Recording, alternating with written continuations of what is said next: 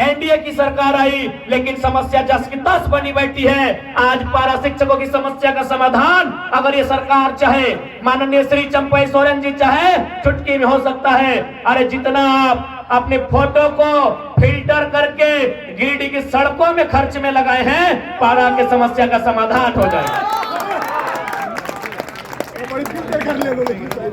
आज आप गिरिडीह के चौक चौराहे में चले जाइए, सुंदर सुंदर तस्वीरें दिखेंगी। मुख्यमंत्री भी बुढ़ाड़ी में फिल्टर वाली तस्वीरें दिखेंगी। आज आप उन आंकड़ों का सिर्फ हिसाब लगाइए कि यदि एक क्षेत्र में, एक प्रखंड के कार्यक्रम में अगर बैनर पोस्टर खर्चा प्रचार में इतना खर्चा होता होगा, तो सोच के देखिए इस पूरे झारखंड राज्य में अगर मुख्यमंत्री का कोई कार्यक्रम होता है तो सोचिए कितना खर्चा होता है। 10 करोड़ के हिसाब। आप कहते हैं कि पारा का समस्या का समाधान नहीं है, आप कहते हैं पोषण सखी की समस्या का समाधान नहीं है, आप कहते हैं कि स्वयं सेवकों की समस्या का समाधान नहीं है, आप कहते हैं होमगार्ड की समस्या का समाधान नहीं है। अरे भैया, हर समस्या का समाधान इसी झारखंड की तिजोरी में है, उसे जनता के लिए खाली करने का आपका चेष्टा होना चाहिए। आज बड़ा दुर्भाग्य का बात है कि आज इस ग्राउंड में जब हम लोग का सभा होने वाला था, सुनने में आया यहाँ के लाडले, यहाँ के दुलारे सोनू मोनू, आदरणीय बड़े भाई श्री सुदीप सोनू जी, आपसे हमारी वैचारिक लड़ाई है। याद रखिएगा, आपसे हमारी व्यक्तिगत लड़ाई नहीं है। ये बहुत ही संकीर्ण मानसिकता के लोग हैं आप, कि आज 1 महीना पहले हम लोग परमिशन के लिए अनुमति मांग रहे हैं। मैं जिला प्रशासन तक ये संदेश देना चाहूंगा, क्योंकि आप लोग आईएएस आईपीएस लोग हैं, आप संविधान की शपथ लेते हैं। भैया, ये कौन सा संविधान, ये कौन सा लोकतंत्र कि आज बताइए इसी झंडा मैदान में मुख्यमंत्री का प्रोग्राम होता है, लेकिन आज हम लोग 6 महीना से झंडा मैदान परमिशन मांग रहे हैं, आप दे नहीं रहे। बताइए कौन सा लोकतांत्रिक व्यवस्था है, बताइए कौन सा व्यवस्था है। आज गिरिडीह के वर्तमान विधायक डरते हैं और जो लोग उनकी आलोचना करते हैं, सुने पीर चाड़ के साथ वो केस कर दिया जाता है। तो मैं जिला प्रशासन से निवेदन करूंगा, अरे झूठ मूठ का केस क्यों करते हैं भैया? केंद्र के खिलाफ जाना देशद्रोह है, तो राज्य के खिलाफ जाना राजद्रोह है। आप कुछ बड़ा केस कीजिए और हम लोग को इतना बुरा केस कीजिए कि जिंदगी हम लोग का नर्क ही बना दीजिए। आपको अगर तसल्ली मिले वही काम कीजिए। आप ये अन्याय का काम करते हैं, ताज्जुब होता है कि आप किनके इशारों पे काम करते हैं। अरे आईएएस आईपीएस लोग मिनिमम ग्रेजुएशन होते हैं और ये झारखंड सरकार के 5वीं क्लास मंत्रियों की बात सुनते हैं। ये दुर्भाग्य का विषय है। अभी उनका गलत बात सुनते हैं, उनका गलत बात सुनते हैं। ठीक है, वो सरकार में है, सरकार का बात मानना कार्यपालिका का मतलब होता है, कार्यपालिका का नियम होता है। लेकिन आप एक विधायक के कहने पर पीरचाड़ के दर्जनों छात्रों पर केस सिर्फ इसलिए करते हैं क्योंकि उनके खिलाफ बात करते हैं। आज ये लोग लोकतंत्र की बात करते हैं, क्या इन्हें मालूम है लोकतंत्र क्या है? लोकतंत्र में आलोचना का क्या स्थान है? मैं आपको बताना चाहूंगा। इस देश के पहले प्रधानमंत्री माननीय पंडित जवाहरलाल नेहरू, उनका जन्मदिन था।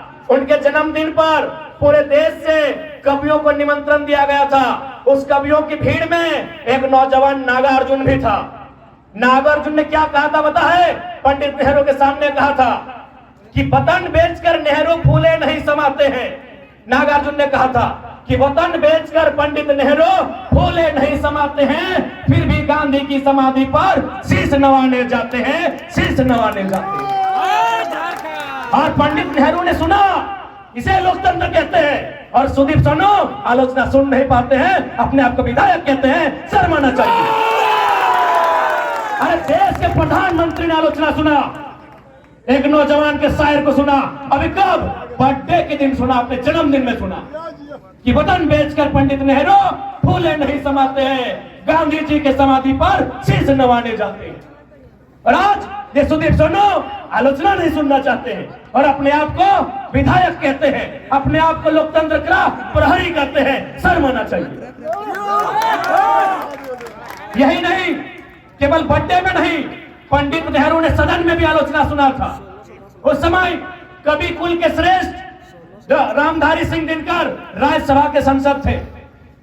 भारत चाइना से 1962 में पिट चुका था और राज्यसभा में और कांग्रेस के सांसद थे, ऐसा नहीं कि विपक्ष के थे। रामधारी सिंह दिनकर कांग्रेस के राज्यसभा सांसद थे। क्या कहा था पता है कि रोकने युधिष्ठिर को यहाँ, जाने दे इनको स्वर्ग धेर, पर मुझको लौटा दे गांडीव गदा अर्जुन भीम भी।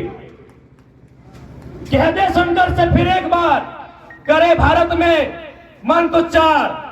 आज ये सहिष्णुता होती है, ये लोकतंत्र होता है, और आज ये शख्स आलोचना सहन नहीं पाता है, आलोचना सह नहीं पाता है और अपने आप को लोकतंत्र का हिस्सा बताता है। शर्म आनी चाहिए।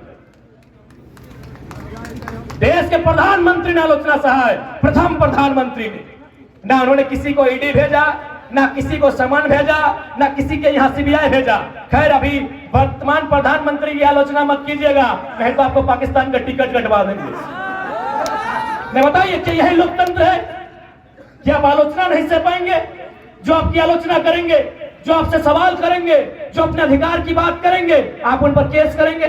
तो मैं जिला प्रशासन से निवेदन करूंगा कि छोटा मोटा मत केस कीजिएगा, क्योंकि सुदीप सुनो, भले मुख्यमंत्री कोई और है, इस सुपर सीएम है, सीधे हम लोग पे राजद्रोह का केस कीजिएगा, उम्र कैद का सजा दीजिएगा।